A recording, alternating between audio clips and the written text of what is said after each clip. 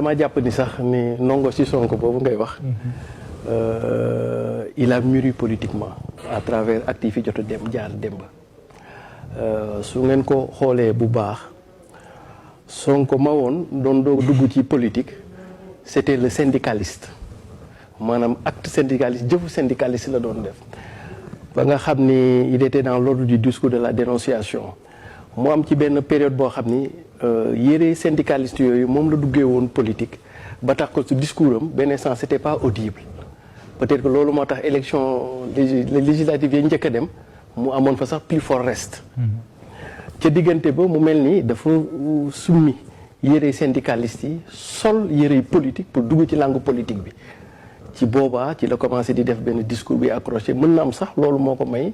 ci élection yi ñu jógee 2019 mu am ci benn score xam nga lu tax ma ni la il a un peu mûri et puis il a grandement mûri sax politiquement ndaxte politique boo ko dee càmbat dafa am ñeenti temps yu ko dox yoo xam ni temps boobu bu ñëwee ci moom du def erreur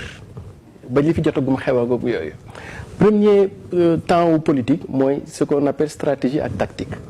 premier temps politique c'est d'abord la stratégie et de la tactique soo jógee ci temps boobu nga dem ci ce qu'on appelle le temps de la parole le temps du verbe wax dafa am dimension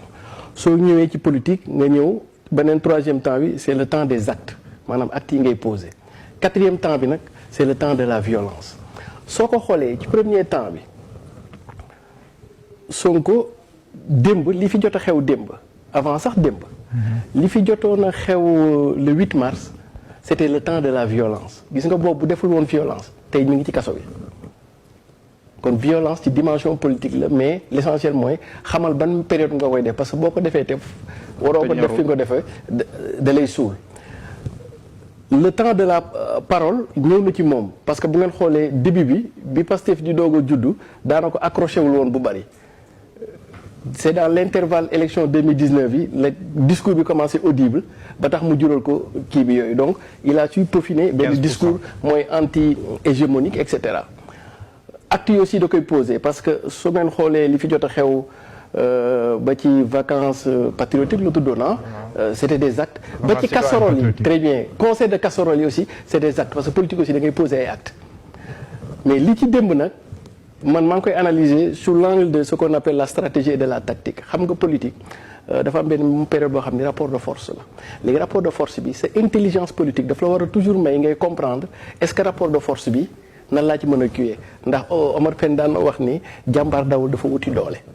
su la fekkee ni yow ci rapport de force bi boo demee liy metti ci yow lay jóge c'est de l'intelligence nga éviter ko bañ ci dugg mais c'est de la bêtise nga dem songu ko parce que boo ko songoo da lay gaañ